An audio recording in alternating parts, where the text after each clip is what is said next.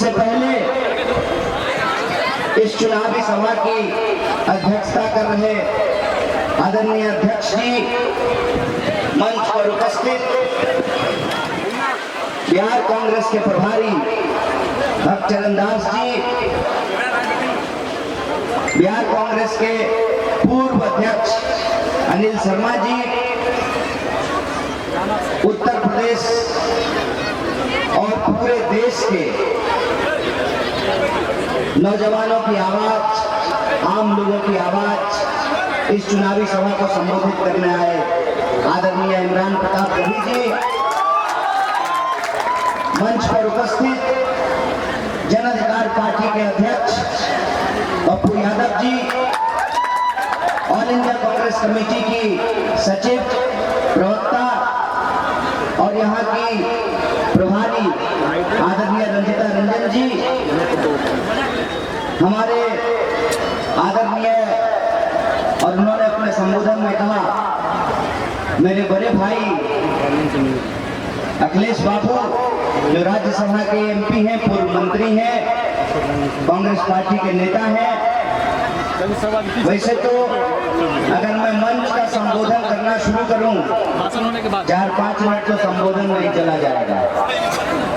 औपचारिकता को छोटी करते हुए हमारे बीच मौजूद है प्रेमचंद मिश्रा जी, तमाम विधायकगण और कांग्रेस पार्टी के वरिष्ठ नेता, पूर्व राज्यपाल निखिल बाबू, सबको मैं अपना आभार व्यक्त करता हूं, आपको धन्यवाद देता हूं कि आपने मुझे यहां आने का मौका दिया। और मैं विशेष रूप से धन्यवाद देना चाहता हूं अशोक राम जी को, जो कार्यकारी अध्यक्ष हैं, आपके बीच रहते हैं, आपके सुख दुख के साथी हैं और हम पढ़े लिखे जोशीले नौजवान जो आपका आशीर्वाद प्राप्त करने के लिए कांग्रेस पार्टी की तरफ से कुशेश्वर स्थान के प्रत्याशी आदरणीय अतिरिक्त जी। दोस्तों, सच बात यह है कि मुझे इस सभा में नहीं आना था, क्योंकि कार्यक्रम कुछ इस तरीके से तय हुआ था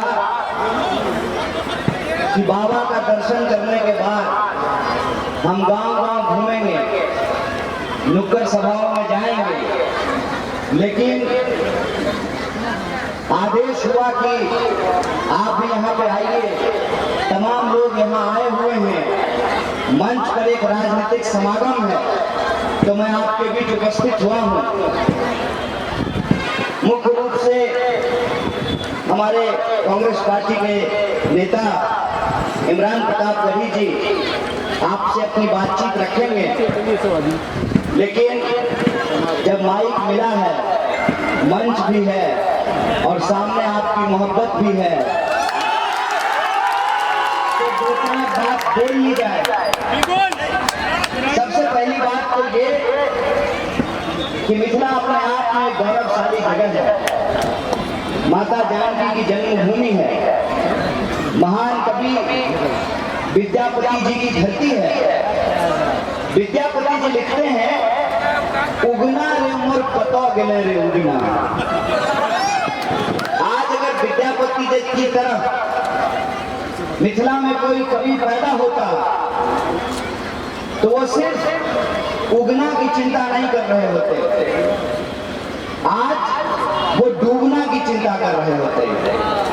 क्योंकि जब मैं आ रहा था तो रास्ते में मुझे एक साथी ने बताया कि अभी की घटना है, एक नौजवान हेमंत जो पटना में इंजीनियरिंग की पढ़ाई कर रहा था, उसकी मौत हो गई।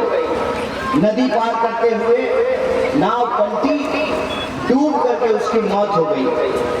और 10 साल पहले उसी के बड़े भाई की डूबने से मौत हो गई थी। विद्यापति जी उगना के बारे में लिख रहे थे, आज हमारे सामने डूबना सबसे बड़ी समस्या बन करके हुई है। और जब मैं डूबने की बात कर रहा हूं तो सिर्फ उस परिवार के प्रति संवेदना नहीं व्यक्त व्यक्त कर रहा हूं। इस इलाके की जो त्रासदी है, उस त्रासदी के बारे में हमको सोचना पड़ेगा। ये पूरा का पूरा इलाका बाढ़ग्रस्त इलाका है। कमला बलान और कोसी के चलते हर साल यहाँ बाढ़ आती है। जैसे आदत सी हो गई है, दिसंबर आएगा तो स्वेटर पहन लेते हैं ना, बारिश आएगी तो बाढ़ आएगी, ऐसा हमारे दिमाग में सॉफ्टवेयर फिट कर दिया गया है और ये सालों साल से हो रहा है। इसका नतीजा क्या है? इसका नतीजा ये है कि कोई भी अस्थायी विकास का काम इस इलाके में आपको नजर नहीं आएगा। बाढ़ इतना बड़ा बहाना है कि सबसे बड़ी भ्रष्टाचार और सबसे बड़ा लूट उसके माध्यम से किया जाता है। जब बारिश होनी शुरू होगी तो बोल्डर डालना शुरू करेंगे, आधा टेलर बोल्डर डालेंगे, फिर पानी बढ़ जाएगा, फिर 100 टेलर का बिल पास करवा करके अपना पॉकेट गर्म कर लेंगे। यही हो रहा है। ये जो स्थिति है, उस स्थिति के चलते पूरे प्रदेश से लोग पढ़ने के लिए बाहर जाने को विवश हैं। अतिरेक जी शौक से अमेरिका थोड़ी गए थे पढ़ने के लिए। जब पढ़ने की कोई व्यवस्था ही नहीं होगी तो स्वाभाविक रूप से लोग बाहर जाएगा, लेकिन जो बाहर जाता है वो बाहर ही रह जाता है। आप अभी दिल्ली जाकर के देखिए, दिल्ली में जो बिहार और पूर्वांचल के लोग हैं, उनकी सबसे बड़ी मांग ये है कि छठ पूजा मनाने दिया जाए। जब नेता लोग चुनाव लड़ सकता है, बड़ी बड़ी भीड़ जमा हो सकती है, एक को आदमी मास्क नहीं लगाया हुआ है, तो फिर छठ पूजा होने में क्या बुराई है? सबसे बड़ी बात हो रही है। लेकिन उस जो मांग है, उस मांग के भीतर जो मुझे एक चीज नजर आती है कि बिहार के लोगों को दिल्ली में छठ मनाने की जरूरत क्यों पड़ी है?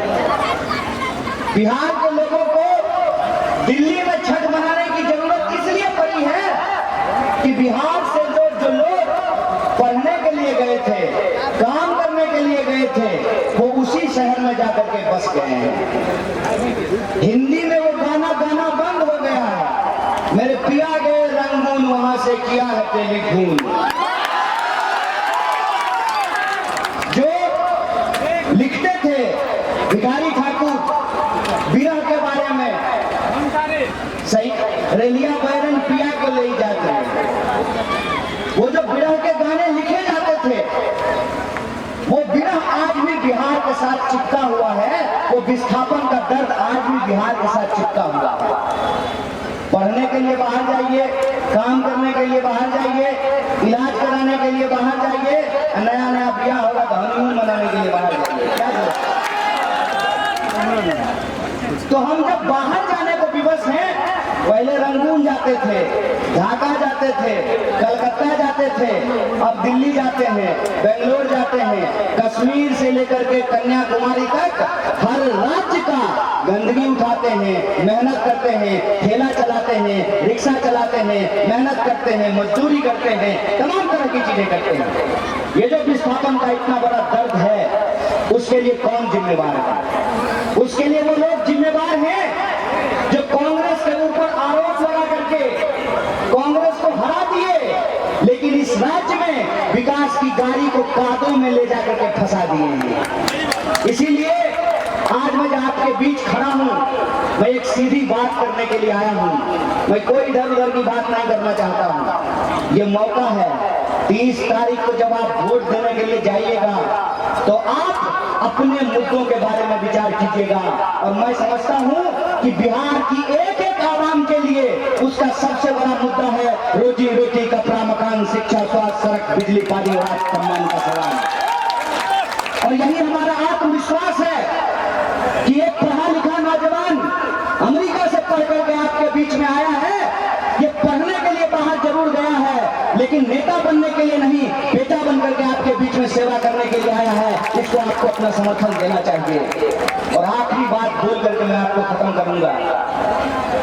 भाषण सुनने आइएगा, ताली बजाइएगा, वोट नहीं दीजिएगा ना तो लड़ने वालों का हौसला कम हो जाता है।